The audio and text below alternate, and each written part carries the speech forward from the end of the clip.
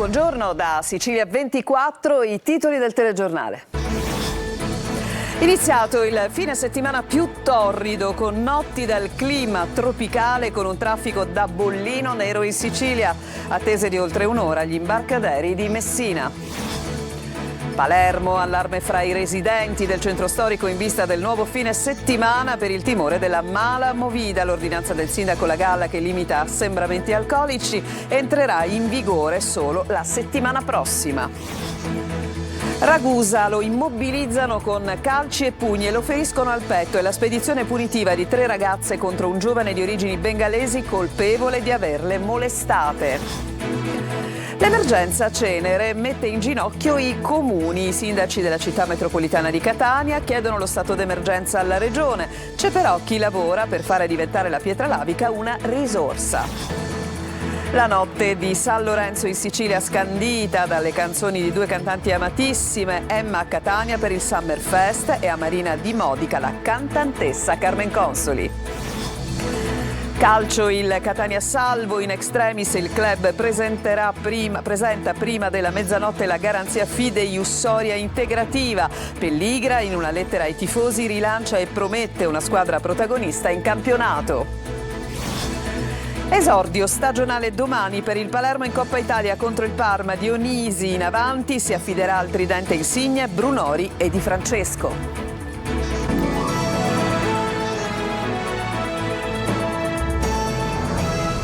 Bentrovati, fine settimana caldissimo in Sicilia, non solo per le temperature molto elevate e la grande umidità che porterà delle notti davvero tropicali, ma si parla di un traffico da bollino nero e noi partiamo proprio dagli imbarcaderi di Messina. Francesco Triolo.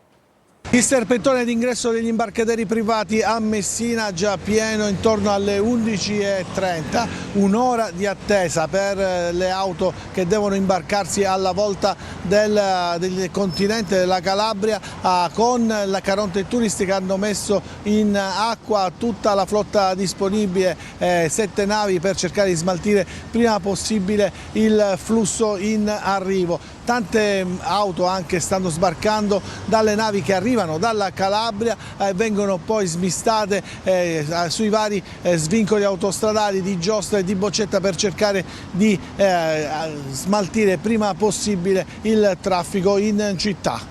È un weekend da bollino nero per il traffico delle vacanze. La settimana di Ferragosto vede 13 milioni di italiani in viaggio con una spesa complessiva prevista intorno ai 7 miliardi di euro per quella che nel 58% dei casi è la vacanza principale. Numeri sostanzialmente stabili rispetto allo stesso periodo del 2023 nella fotografia scattata dall'Osservatorio Turismo di Confcommercio.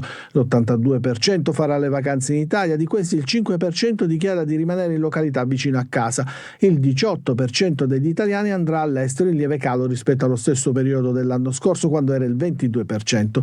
E la Sicilia è sempre nella top 5 delle mete per le vacanze. Sicilia che deve fare i conti con temperature altissime. Questo è considerato il weekend più caldo dell'anno secondo gli esperti. Bollino rosso a Palermo, arancione a Messina e Catania con temperature sui 40 gradi di giorno ma alte anche al calar del sole, con la colonnina di mercurio che non scenderà sotto i 30 gradi in alcune città, le cosiddette notti tropicali. E c'è allarme fra i residenti del centro storico di Palermo che temono un nuovo fine settimana di movida violenta. 2 aggressioni si sono già consumate nella notte fra giovedì e venerdì e l'ordinanza emanata dal sindaco La Galla che limita assembramenti e l'uso di alcolici entrerà in vigore soltanto la prossima settimana. Maglio Viola. 2 aggressioni nella notte fra il mercato e il quartiere della Vucciria di Palermo, diventati ormai zona di movida. La prima si è consumata attorno all'1 di notte, la seconda poco prima delle 5 del mattino. Le vittime del pestaggio sono un tunisino nel primo caso, un marocchino nel secondo. Comincia così, con presupposti infausti, il weekend che porterà al Ferragosto. Residenti dei quartieri della movida palermitana sono sul piede di guerra, da mesi chiedono interventi. La situazione migliora quando le forze dell'ordine sono presenti in presidio, ma precipita di nuovo appena si allontana allontanano. Una situazione che definiscono insostenibile per chi abita i quartieri del centro di Palermo e anche per molti esercenti. A fronte delle proteste c'è un regolamento per la movida approvato un paio di mesi fa ma difficile da far rispettare. In vista del Ferragosto il sindaco Roberto Lagalla ha emanato una nuova ordinanza, dal 13 al 16 vietati i falò in spiaggia e nelle oasi naturalistiche. L'ordinanza prevede il divieto di assembramenti, allestimenti di picnic, accensione di fuochi e attendamenti all'interno del Parco della Favorita e dell'intera area della riserva orientata di Monte Pellegrino, nonché il divieto di manifestazioni pubbliche o eventi aggregativi sulle spiagge. Limitazioni anche per gli alcolici, vietata la vendita e il consumo dalle 19 del 14 agosto alle 7 del 15, è vietato inoltre per le bevande non alcoliche la somministrazione e la vendita per asporto in bottiglie di vetro, un divieto che vale anche per i distributori automatici. Adesso vi raccontiamo di una spedizione punitiva al femminile accaduto a Ragusa, dove 3 ragazze hanno preso a calci e pugni, ferendolo poi con un'arma da taglio, un giovane di origine bengalese che la sera prima aveva tentato di molestarle insieme a un connazionale. Veronica Barbarino. Lo immobilizzano e lo feriscono al petto, una vera e propria spedizione punitiva di 3 ragazze ventenni ragusane nei confronti di un 23enne di origine bengalese. Succede in centro storica a Ragusa. Qualche sera prima l'uomo con un altro connazionale le avrebbe molestate sessualmente, fatto poi denunciato alle forze dell'ordine cittadine. Le indagini preliminari indicano che le 3 ragazze lo avrebbero in primis aggredito con calci e pugni, poi, dopo averlo immobilizzato, una di loro lo avrebbe ferito al petto con un'arma da taglio, causando lesioni lievi. Il 23enne è stato trasportato all'ospedale Giovanni Paolo II, dove gli è stata diagnosticata una ferita da taglio al torace con una prognosi di 18 giorni. Le indagini condotte dai carabinieri di Ragusa hanno incluso l'analisi dei filmati delle telecamere di videosorveglianza e la raccolta di testimonianze, portando a elementi sufficienti per denunciare le 3 ragazze per lesioni aggravate in concorso. Ed è finita a colpi di arma da fuoco una rissa tra famiglie nelle campagne di Paternò, nel catanese. Ci sono 2 feriti, un uomo e una donna, centrati dal lancio di oggetti. I colpi di pistola, per fortuna, hanno raggiunto soltanto delle auto. Arriva alla procura alla procura di Palermo, il caso della morte del piccolo Christian al centro di cardiochirurgia pediatrica del Civico di Palermo, morto dopo un intervento al cuore. I PM nomineranno un perito per chiarire tutti i punti, non è esclusa la riesumazione della salma del piccolo. Desiree Ferlito. Arriva la Procura di Palermo che ha disposto l'acquisizione delle cartelle cliniche, la drammatica vicenda di Christian Trapani, morto a 7 anni dopo un intervento al cuore nella cardiochirurgia pediatrica dell'ospedale civico. Dopo la lettera denuncia dei genitori inviata a Repubblica, ieri la mamma del piccolo ha presentato un esposto al comando provinciale dei carabinieri. Qualcuno dovrà spiegarci come un bambino di 7 anni entra in ospedale in buone condizioni per un intervento e dopo 5 mesi di indicibili sofferenze muore. È solo uno dei passaggi della drammatica lettera dei genitori di Christian. L'iniziativa della magistratura arriva a 4 mesi dalla morte del bambino. Personale medico e infermieri disattenti, poco professionali, poco interessati ai pazienti e inesperti, hanno scritto i genitori. Tutte circostanze ribadite nell'esposto presentato nel giorno in cui la Regione ha convocato una conferenza stampa per comunicare i risultati dell'indagine interna disposta dal Civico. 10 pagine che contengono una versione diametralmente opposta a quella della famiglia. È una reazione a un dolore che non trova tregua, ipotizza l'assessora Volo, escludendo del tutto la responsabilità di medici e infermieri. A difendere l'operato dei sanitari della cardiochirurgia pediatrica è intervenuto ieri Toti Amato, presidente dell'Ordine dei Medici di Palermo. Da una nostra indagine interna risulta che il personale ha seguito con la massima attenzione e professionalità ogni fase del trattamento di Christian. I PM nomineranno un perito per chiarire tutti i punti, non è esclusa la riesumazione della salma del piccolo Christian. L'emergenza Cenere mette in ginocchio i comuni del catanese. I sindaci della città metropolitana di Catania avanzano richiesta di stato d'emergenza alla Regione e c'è però dall'altra parte chi lavora perché la Cenere si trasformi da rifiuto in risorsa. Luca Ciliberti. Tutto ciò che contiene la parola Etna in Sicilia porta economia e ricchezza. Lo sanno bene anche i venditori di souvenir che hanno esportato nel mondo gli oggetti di pietra lavica. I turisti comprano di tutto, gli piace di tutto, però ci sono quelli che sono appassionati dell'Etna, che gli piacciono i vulcani, il vulcano Etna, i posaceneri, cioè sono amanti di queste cose. Ma quando la lava diventa pioggia di cenere, ecco che arrivano i problemi.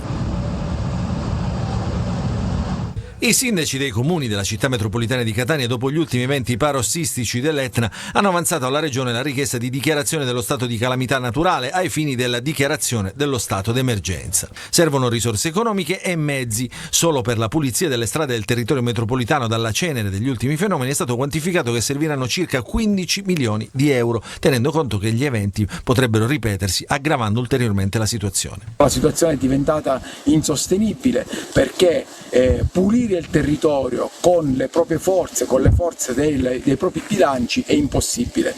Perciò è necessario, a mio avviso, prevedere un fondo di rotazione all'interno del bilancio regionale al quale poter attingere nell'ipotesi in cui si dovessero verificare eventi calamitosi come quelli accaduti negli ultimi anni. Ma c'è anche chi, con visione e lungimiranza, immagina che la cenere da rifiuto possa diventare risorsa da mettere a sistema. La sabbia viene liberata dalla plastica, quindi avviene lo spacchettamento laddove è stato il cittadino a raccoglierla e poi viene portata in una piattaforma qui vicino che lavora frantumazioni inerti per uso edilizio. Piccoli passi, intanto i cittadini temono adesso anche per la propria incolumità.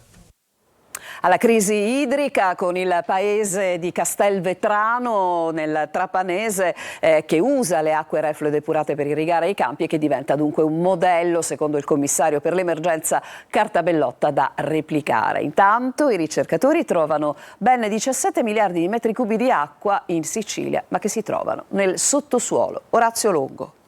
Da un lato i depuratori e il modello Castelvetrano nel Trapanese che utilizza le acque reflue depurate per irrigare i campi con lo scopo di recuperare 7 milioni di metri cubi di acqua. Dall'altro la ricerca della materia prima, l'acqua, attraverso sofisticati mezzi tecnologici.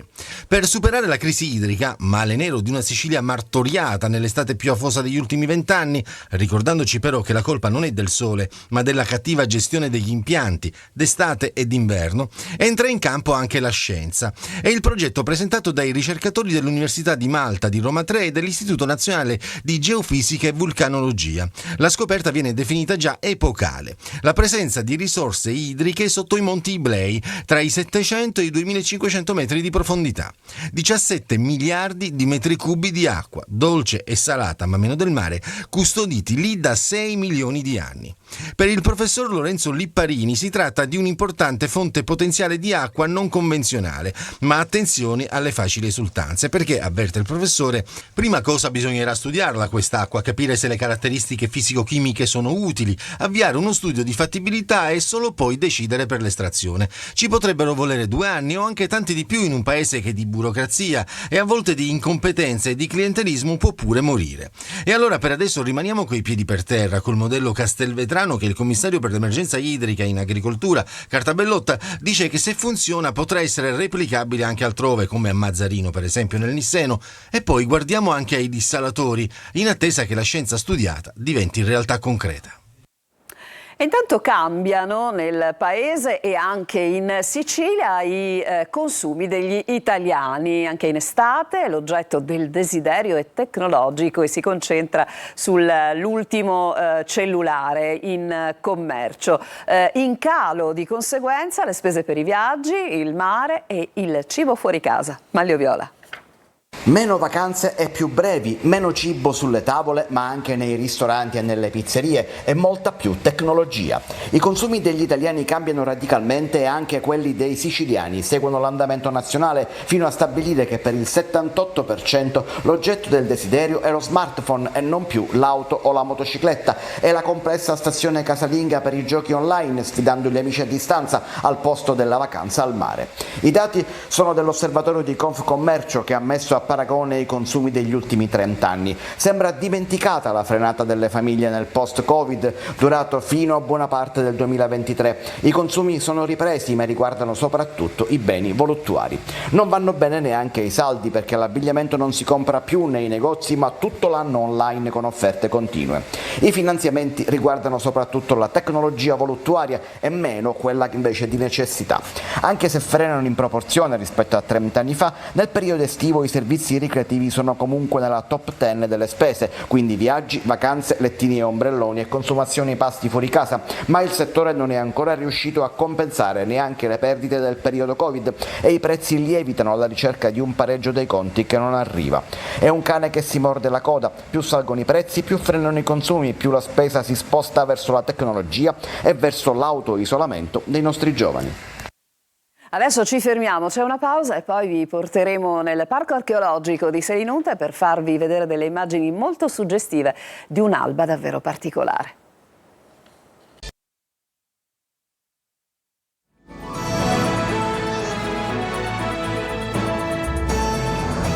In seconda parte, subito a Selinunte, nel parco archeologico, vi mostriamo lo spettacolo dell'alba.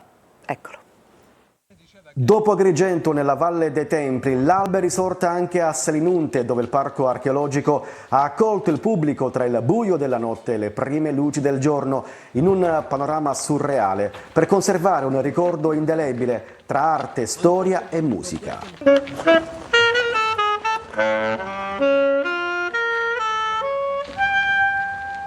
La narrazione storica si è intrecciata con esibizioni musicali, con 3 voci e un repertorio variegato, dalle melodie sacre alla musica tradizionale e moderna. La voce di Marina Bruno insieme agli strumentisti Enzo Pietropaoli e Daniele Sepe, con la partecipazione di Flavio Boltro, hanno creato un'atmosfera avvolgente e coinvolgente.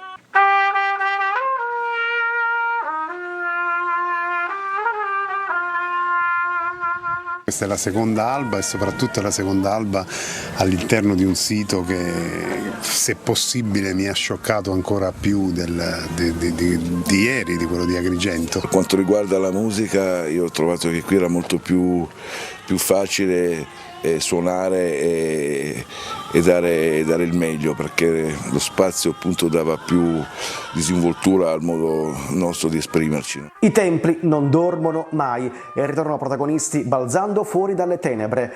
È in questo momento che ci si sente veramente parte di un evento irripetibile.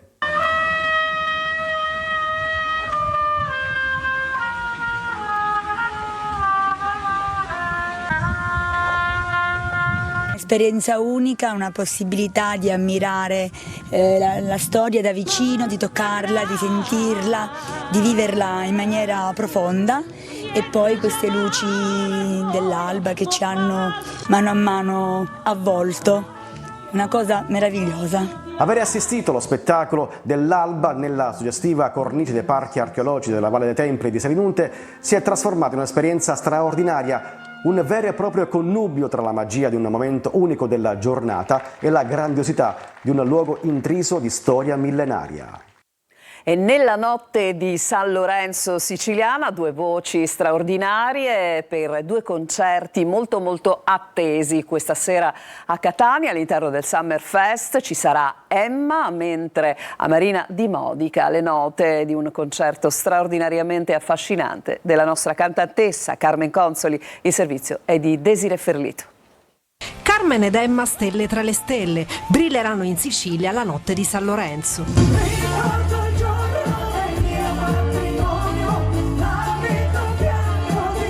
Carmen canta la sua terra, scaldando il pubblico dell'Auditorium Mediterraneo di Marina di Modica, con Terra che non senti, intensa, trascinante, originale e poliedrica.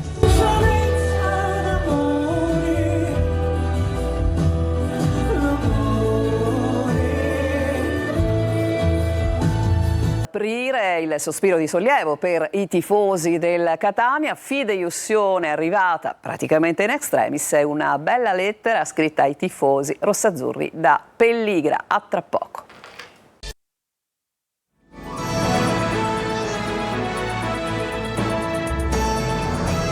E siamo al calcio dopo la presentazione della garanzia fideiussoria integrativa. Pelligra conferma gli investimenti per un Catania protagonista e scrive una lettera ai tifosi tra spiegazioni e promesse. Sergio Colosi. Nessun passo indietro, nessun ridimensionamento. Il Catania di Pelligra rilancia il progetto e a comunicarlo è lo stesso presidente. Ci tengo a fare chiarezza e rassicurarvi, si legge nella nota. Il gruppo Pelligra si è attivato e ha preparato tutta la documentazione necessaria a garantire la fideiussione già settimane fa, inviandola a tutti gli enti preposti. Il ritardo è stato causato unicamente da lentezze burocratiche nel trasferimento fra banche. Ho lavorato in prima persona insieme ai migliori professionisti del gruppo Pelligra e della società Catania Football Club per risolvere questa problematica. Voglio anche ribadire che le risorse sono disponibili e che il nostro interesse ad investire nel Catania per rafforzare la squadra e raggiungere gli obiettivi che ci siamo posti è immutato, così come i piani per il futuro e l'entusiasmo. Quella tra Pelligra e il Catania è una storia d'amore di lungo periodo. Il presidente in un momento cruciale si rivolge ai tifosi che con la vostra passione rappresentate il cuore pulsante del Catania. Anche adesso mi prendo la responsabilità di tutto e vi chiedo scusa per questa situazione che ha destato preoccupazione in molti di voi. Pelligra fissa un appuntamento con la città. Se non ho parlato finora è perché mi piace risolvere le questioni prima di esprimermi, ma organizzerò una conferenza stampa all'inizio di settembre per parlare della nuova stagione. Lavoreremo costantemente e ci impegneremo sempre al massimo per avere successo. Forza Catania sempre, conclude il presidente. Fornite le garanzie economiche per la fideiussione integrativa di 4.200.000 euro, il club ha evitato un punto di penalizzazione in classifica, salvando il tesseramento dei 10 nuovi acquisti. Faggiano torna sul mercato per completare il Catania e renderlo protagonista nella prossima Serie C. Esordio stagionale domani per il Palermo nei 32esimi di Coppa Italia al Tardini contro il Parma. Dionisi in avanti si affiderà al tridente Insigne, Brunori e Di Francesco. Marco Gullà. E adesso si fa sul serio, vigilia di esordio stagionale per il Palermo che domani al Tardini sfiderà il Parma nei 32esimi di Coppa Italia. Un test che sarà poi l'apertura verso il campionato che per i rosanero inizierà venerdì al Rigamonti contro il Brescia. Alessio Dionisi esordisce nella panchina rosanero affidandosi al suo 4-3-3. Il tecnico schiererà dal primo minuto diversi nuovi acquisti ma dovrà anche avere a che fare con delle assenze importanti. In difesa difficilmente partirà dal primo minuto Lucioni che sarà comunque convocato. Lo stesso non si può dire di Segre che invece non farà parte dell'incontro. In avanti il tridente non si tocca con Brunori, Insigne e Di Francesco. Non sarà del match l'ultimo arrivato Valerio Verre, ma il centrocampista sarà arruolabile per il campionato. L'emozione è tantissima, sempre bello tornare. È la terza volta ma è come se fosse la prima, quindi sono sempre emozionato. Ho scelto Palermo perché appena mi ha chiamato il direttore so l'ambiente, conosco le persone, so quello che trovo e posso trovare ancora tanto perché comunque troverò sicuramente un ambiente migliorato. Mercato per il centrocampo, c'è in arrivo Asa dalla Juventus. Con questo servizio per questa edizione di Sicilia 24 è davvero tutto. Grazie per averci seguito, a tutti un buon proseguimento di giornata, prossimo appuntamento alle 19.